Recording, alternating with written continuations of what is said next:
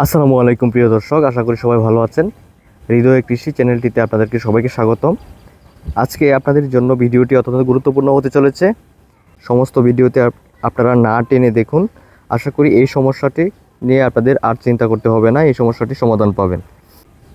আমার সামনে যে দেখতে পাচ্ছেন, লাউয়ের কচি ফল ঝরে যাওয়া, পচে যাওয়া, অর্থাৎ আপনারা যারা কিউকারবিটেসি গোত্রের সবজি চাষ করেন, সাধারণত লাউ, শসা, চাল কুমড়া এসব সবজির এ ধরনের ফল হবার পর কিছুদিন পরে ঝরে যাওয়ার কয়েকটি কারণ থাকে। এর মধ্যে প্রধান কারণ হচ্ছে পুষ্টি উপাদানের ঘাটতি, 2 নম্বর হচ্ছে পরাগায়নের অভাব, তৃতীয়ত ছত্রাকের আক্রমণ, চতুর্থত যে সমস্যাটি থাকবে সেটি হচ্ছে যে মাছি পোকা, ক্ষতিকর পোকা মাছি পোকা, সেই মাছি পোকার আক্রমণের ফলে এই ধরনের যে পচন দেখতে পাচ্ছেন এই সমস্যাটি দেখা যায় এবং একটি সময়ে এরকম ছোটো যে ফলগুলো থাকে সে ফলগুলো ঝরে যায়। তো সেক্ষেত্রে আপনাদের করণীয় হবে, যদি আমরা এরকম লাউ গাছের মাদায়, অর্থাৎ মাদায় যদি শুকনো থাকে, অর্থাৎ রসের পরিমাণ যদি কম থাকে লাউ গাছের মাদায়, সেক্ষেত্রে আপনারা পানি সেচ দিবেন।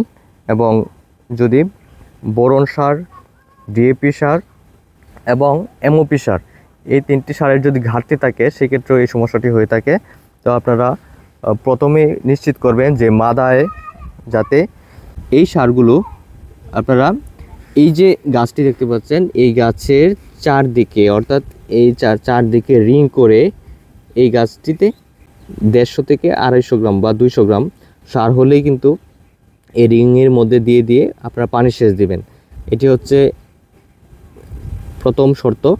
তারপর হচ্ছে আপনারা এই যে কচি ফলগুলো যাতে ঝরে না যায় সেই ক্ষেত্রে আপনারা অন্ততপক্ষে 7 থেকে 10 দিন পর পর ম্যানকোজেব এবং কার্বেন্ডাজিম গ্রুপের ছত্রাকনাশক অথবা ম্যানকোজেব প্লাস মেটালিক্সিল গ্রুপের ছত্রাকনাশক, যেমন ম্যানসার পাওয়া যাবে, রিডুমিল গোল্ড পাওয়া যাবে, অথবা ডায়েটেন M45 পাওয়া যাবে, অর্থাৎ কার্বেন্ডাজিম গ্রুপের ছত্রাকনাশক দিয়েও কিন্তু আপনারা প্রতি সপ্তাহে অন্তত একবার স্প্রে করে রাখবেন।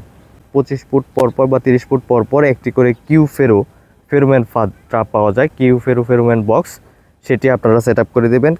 ফেরোমেন ফাঁদ দিয়ে দিলে মাছি পোকা কিন্তু অভিপোজিটর ঢুকিয়ে এই ধরনের, এই যে দেখতে পাচ্ছেন আমার সামনে যে ফলটি আছে, একটা সময় দেখা যায় যে মাছি পোকা এখানে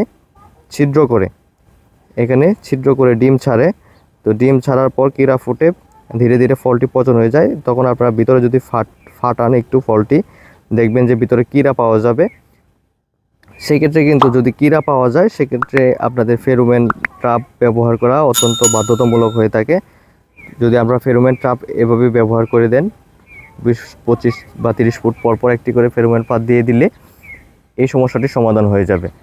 আপনারা বোরন সার এরকম ধরনের ফলগুলোতে সহ পুরো গাছটিতে বোরন সার, 16 বোরন পাওয়া যাবে, সেই বোরন কিন্তু স্প্রে করেও দিতে পারেন। সেক্ষেত্রে কিন্তু এই ধরনের কড়িগুলো ঝরা থেকে আপনাদের গাছ মুক্ত থাকবে। আর হচ্ছে অবশ্যই ফেরোমেন বক্স সেট আপ করে দেবেন, সেক্ষেত্রে কিন্তু এই ফলগুলো আর ঝরবে না। তো এরকম ধরনের যারা সবজি চাষ করেছেন, এরকম ফল ঝরা সমস্যা আপনারা অতিষ্ঠ, ফল ঝরে যায়, সেক্ষেত্রে বোরন সারের ঘাটতি নিশ্চিত করে বোরন সারের ঘাটতি পূরণ করবেন। যদি গাছের মাদা শুকিয়ে যায় সেক্ষেত্রে রস নিশ্চিত করার জন্য 10 দিন পর পর পানি সেচ দিবেন।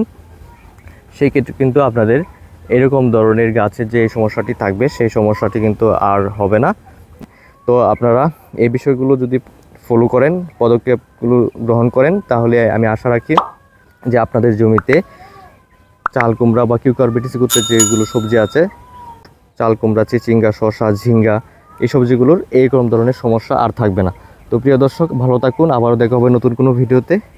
সে পর্যন্ত সুস্থ থাকুন, ভালো থাকুন, আসসালামু আলাইকুম।